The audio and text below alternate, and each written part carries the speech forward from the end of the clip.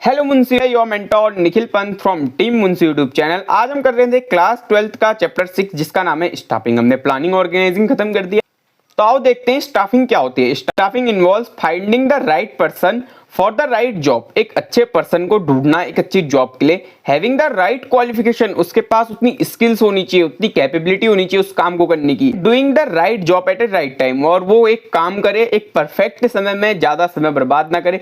मतलब स्टाफिंग को in short में हम क्या बोल सकते हैं, पुटिंग द राइट पर्सन। अगर आपकी ऑर्गेनाइजेशन में जॉब खाली है तो किसी एक अच्छे राइट पर्सन, मतलब जो स्किलफुल हो, ठीक है, जिसके पास अच्छी क्वालिफिकेशन हो, जो आपके ऑर्गेनाइजेशन के लिए एक अच्छा हो, at the right job at the right time. जो हमारे पास जॉब बची है उसको सही समय पे उसको फिल करो। Staffing is a managerial function. अब देखो, मैनेजरियल फंक्शन में हमने प्लानिंग में प्लान किया, ठीक है, ऑर्गेनाइजिंग में हमने ऑर्गेनाइज की चीजें, कैसे हम ऑर्गेनाइज करेंगे चीजों को। अब स्टाफिंग में क्या करेंगे, स्टाफिंग में हमें पता चलेगा कि कितने लोग हमारे पास हैं, कितने लोग को हमने रिक्रूट करना है, वो सब स्टाफिंग के अंदर आता है। राइट पर्सन को राइट जॉब में फिक्स करना, यही स्टाफिंग हमें बताता है। आओ इंपोर्टेंस क्या क्या होते हैं। हमारे पास अगर एक अच्छा इंप्लॉय होगा, एक अच्छा पर्सन होगा जो हमारी ऑर्गेनाइजेशन में काम कर रहा होगा, तो फिर क्या क्या इंपोर्टेंस होंगे। Effective use of human resource, जो राइट स्किल्स वाले पर्सन होंगे, जिनके पास अच्छी स्किल्स होगी और राइट जॉब में होंगे, वो क्या करेंगे, अपना टैलेंट शो करेंगे, वो काम अच्छे से करेंगे। जो रिसोर्सेज है, ह्यूमन रिसोर्सेज है, उसका अच्छे से यूटिलाइजेशन होगा, वेस्टेज नहीं हो पाएगा।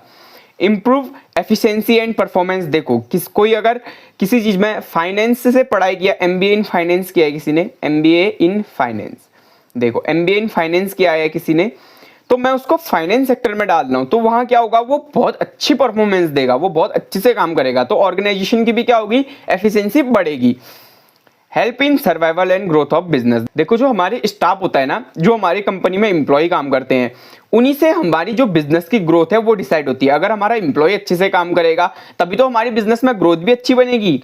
Ensure job satisfaction. देखो, अगर मैं हूं, मुझे एक अच्छी जॉब मिल रही है, मेरे को फेयर रेवेन्यू मिल रहा है, तो मैं खुश रहूंगा, और मैं खुश रहूंगा तो मैं खुशी से काम करूंगा, और मैं खुशी से काम करूंगा तो ऑर्गेनाइजेशन में काम अच्छी से होगा। Prepare future manager. देखो, अगर मैं किसी ऑर्गेनाइजेशन में 10 साल से काम कर रहा हूं और मेरे को बहुत ज्यादा एक्सपीरियंस हो गया है उस ऑर्गेनाइजेशन का, तो क्या हो सकता है, मैं फ्यूचर में मैनेजर भी बन सकता हूं। तो स्टाफिंग क्या होती है, मैनेजर को भी प्रिपेयर करती है अपनी ऑर्गेनाइजेशन के लिए। स्टाफिंग में एक टॉपिक आता है एचआरएम, ह्यूमन रिसोर्स मैनेजमेंट। अब देखो, स्टाफिंग क्या है ना, स्टाफिंग एक छोटा सा टॉपिक है, और ह्यूमन रिसोर्स मैनेजमेंट क्या है, वो बहुत बड़ा टॉपिक है। ह्यूमन रिसोर्स मैनेजमेंट के अंदर ही स्टाफिंग आता है। It involve, human resource management के अंदर क्या आता है देखना, रिक्रूटमेंट आता है, सिलेक्शन आता है, डेवलपमेंट आता है, यूटिलाइजेशन आता है, कंपनसेशन आता है, and motivation of human resource to achieve the organisation goal. Human resource is a process of procuring, development, compensation and maintaining employ in order to achieve organisational goal. देखो, staffing मतलब क्या होता है, सिर्फ स्टाफ को recruit करना, पर human resource management क्या करता है, उसको प्रोक्योर करता है, उसका डेवलप भी करता है, उसको कंपनसेशन भी देता है, और मेंटेन करके भी चलता है एम्प्लॉय को। तभी क्या होता है, जो ह्यूमन रिसोर्स मैनेजमेंट है, यहाँ पे देखना मैं एक गोला बना रहा हूँ, ये पूरा ह्यूमन रिसोर्स मैनेजमेंट है। इसके अंदर छोटा सा एक कॉर्नर होता है, वो होता है स्टाफिंग का। ह्यूमन रिसोर्स के अंदर स्टाफिंग आता है। अब एक क्वेश्चन आता है, why staffing is a part of human resource management. देखना, मैं अभी बोल रहा हूँ, वेरी वेरी इंपॉर्टेंट क्वेश्चन है। इसका आंसर देखो, मैंने यहाँ लिख के दे रखा है। तो staffing is a managerial function, यहाँ पे बताया गया है कि क्यों है ऐसा। ये क्वेश्चन आपके एग्जाम में आ सकता है, तो ध्यान से देखना, why staffing is a part of human resource management. Staffing is a managerial function that deal with placing the right person at the right job at a right time। हमने staffing की क्या डेफिनेशन पढ़ी थी, placing the right person at a right job at a right time. हम staffing में क्या करते हैं, प्लेस करते हैं एक राइट पर्सन को राइट जॉब के अंदर। But human resource management is a wider concept, ये बहुत बड़ा कॉन्सेप्ट है। इट इंक्लूड स्टाफिंग, ये स्टाफिंग को भी अपने अंदर लेके आता है, but also look the procurement, development and compensation, motivation and maintaining of employ. Staffing में क्या करते हैं, हम सीधे रिक्रूट करते हैं एक अच्छे पर्सन को एक राइट जॉब के लिए, पर ह्यूमन रिसोर्स मैनेजमेंट में क्या करते हैं, हम उसका प्रोक्योरमेंट भी करते हैं, हम उसका डेवलपमेंट भी करते हैं, हम उसको मोटिवेट भी करते हैं, हम उसको क्या करते हैं, कंपनसेशन भी देते हैं। Thus the staffing is a part of human resource management। Because जो स्टाफ ह्यूमन रिसोर्स मैनेजमेंट होता है वो सारे फंक्शन कवर कर लेता है जो स्टाफिंग परफॉर्म करती है। अब आओ देख लेते हैं नेक्स्ट टॉपिक, प्रोसेस क्या है स्टाफिंग की। देखो हमने प्लानिंग की प्रोसेस पढ़ी थी, उसी तरह एक प्रोसेस होती है स्टाफिंग की। हम स्टाफिंग कैसे करते हैं, पहले एस्टिमेटिंग मैन पावर रिक्रूटमेंट। देखो हमें पता होना चाहिए हमारी ऑर्गेनाइजेशन में कितने बंदे चाहिए और कितने बंदे काम कर रहे हैं। ये कैसे होता है, ये दो तरीके के एनालिसिस करते हैं हम, workload analysis and work force analysis. देखो वर्कलोड में क्या होता है, हमारे पास हमें कितने एम्प्लॉय और चाहिए काम को करने के लिए, वो बताता है वर्कलोड एनालिसिस। वर्कफोर्स है और वर्कफोर्स एनालिसिस बताता है कि कितने लोग हमारे अंदर काम कर रहे हैं, हमारे अंदर जितने काम कर रहे हैं हमें कितने चाहिए, ये हमें एनालाइज करना होगा, तभी हमें पता चलेगा एस्टिमेटिंग मैन पावर रिक्रूटमेंट कि हमें कितने एम्प्लॉय को और रिक्रूट करना है। फिर हम रिक्रूटमेंट करते हैं। रिक्रूटमेंट मतलब attracting the potential candidate for apply the job organisation. Recruitment मतलब क्या होता है, एम्प्लॉय को अपने अंदर अट्रैक्ट करना ताकि वो अप्लाई कर सकें जो जॉब पोजीशन हमारे अंदर खाली है। पहले हमने क्या किया, एस्टिमेटिंग किया मैन पावर रिक्रूटमेंट को, हमने देखा कि हमारे पास कितने एम्प्लॉय हैं और हमें कितने एम्प्लॉय चाहिए। उसके बाद हमने रिक्रूटमेंट किया, फिर हम सिलेक्ट करेंगे। अब देखो सिलेक्शन को नेगेटिव प्रोसेस क्यों बोला गया है।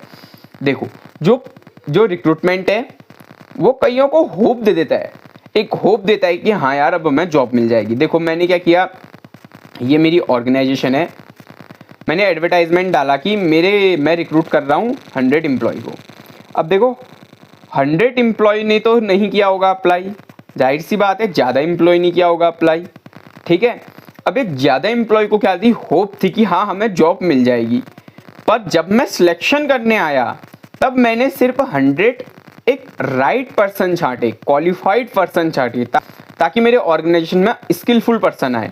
तो क्या हुआ, जो सिलेक्शन है वो नेगेटिव प्रोसेस बताई गई है। क्यों, जो रिक्रूटमेंट है वहां बहुतों को होप मिलती है तो उसे हम पॉजिटिव प्रोसेस कहते हैं, क्योंकि वहां लोगों को लगता है कि हमें जॉब मिल जाएगी। पर जो सिलेक्शन है वो एक नेगेटिव प्रोसेस है, यहाँ लोगों को लगता है यहाँ लोगों को रियलिटी हिट हो जाती है। एक बार क्वेश्चन आता है कि why selection is a negative process. आप यहाँ क्या लिख सकते हो, क्योंकि रिक्रूटमेंट एक पॉजिटिव प्रोसेस है, क्योंकि वहाँ एक होप मिल जाती है एम्प्लॉय को ताकि वो ऑर्गेनाइजेशन में काम कर सके, जॉब कर सके। बट सिलेक्शन में क्या होता है कि उनकी रियलिटी हिट हो जाती है, उनको पता चल जाता है कि जॉब यहाँ नहीं मिलेगी, वहाँ रिजेक्शन फेस करना पड़ता है उन्हें। क्यों, क्योंकि वहाँ कई सारे कॉमन स्टेप्स होते हैं, ये हम आगे जाके पढ़ेंगे, बट यहाँ मैंने लिख दिया था ताकि आपको ईजी हो जाए। प्रीलिमिनरी स्क्रीनिंग होता है, कई सारे टेस्ट होते हैं, इनको पास करना पड़ता है, ये आगे अगले नेक्स्ट वीडियो में पढ़ेंगे, डिटेल में पढ़ने वाले हैं।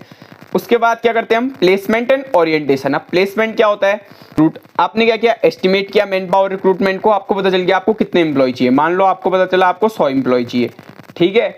उसके बाद आपने रिक्रूट किया, रिक्रूट कितने हुए, 200 हुए, ठीक हो गया, 200 रिक्रूट हो गए, ठीक है। अब आपने क्या किया, सिर्फ इसमें से 100 को रिजेक्ट कर दिया और 100 को सिलेक्ट कर दिया, ठीक है। 100 को रिजेक्ट किया, 100 को सिलेक्ट किया। अब इन 100 का क्या करोगे आप इनको प्लेस करोगे। प्लेस कहाँ करोगे, जो इनकी जॉब है, जो इनकी जॉब पोजीशन है, जो इनका काम है, इनको वहां प्लेस करोगे इनकी स्किल्स और इनकी क्वालिफिकेशन के हिसाब से। और ओरिएंटेशन मतलब क्या होता है, इंट्रोड्यूस कराना पॉलिसी से, रूल से, कलीग्स से, अपने मैनेजर से, इन सब से ओरिएंटेशन इनका करा देना, इंट्रोडक्शन कराना भी बोल सकते हैं आप, ठीक है। उसके बाद क्या करोगे, ट्रेनिंग एंड डेवलपमेंट, ट्रेनिंग कराओगे उनकी। देखो ट्रेनिंग भी 2 टाइप की होती है, ये भी हम नेक्स्ट वीडियो में पढ़ेंगे क्योंकि ये सब हम डिटेल में पढ़ने वाले हैं, यहाँ तो हम बस प्रोसेस पढ़ रहे हैं।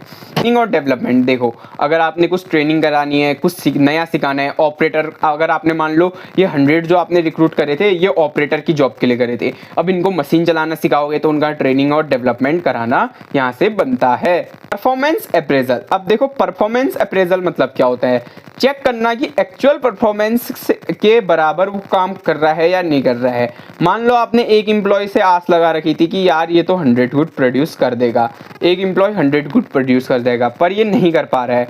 तो देखना ये क्यों नहीं कर पा रहा है, कि स्ट्रेंथ और वीकनेस को फाइंड करना, इसी में परफॉर्मेंस अप्रेजल आता है। परफॉर्मेंस अप्रेजल मतलब यहाँ सिंपल समझो कि चेक करना कि एम्प्लॉय कैसा है, अच्छा है या बेकार है, इसकी परफॉर्मेंस कैसी है, अच्छी है या बुरी है, ठीक है। ये क्या कर रहा है, जो आपने स्टैंडर्ड सेट किए थे, जो आपने गोल सेट किए थे उसके लिए, वो उनको पूरा कर पा रहा है या नहीं कर पा रहा है। अगर कर पा रहा है तो उसका प्रमोशन करा लो, उसकी करियर प्लानिंग बनाओ, उसको अच्छा प्रमोशन दो, उसको हाई जॉब में डालो, वो अच्छा काम कर रहा है तो उसको अच्छी जॉब प्रोवाइड करो। और उसको कंपनसेशन दो, एक अच्छा रेवेन्यू दो, एक फेयर कंपनसेशन दो। कंपनसेशन मतलब उनको फेयर सैलरी दो, पैसा दो।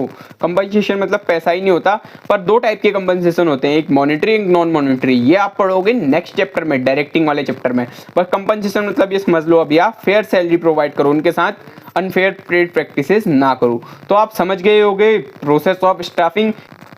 आज हमने स्टाफिंग की प्रोसेस और स्टाफिंग की इंपॉर्टेंस पढ़ ली। नेक्स्ट वीडियो में हम मेजर कंपोनेंट ऑफ स्टाफिंग पढ़ेंगे, जो कल अगली वीडियो में पूरा चैप्टर खत्म हो जाएगा। तो सब्सक्राइब और team Munshi YouTube channel, the champ is in making.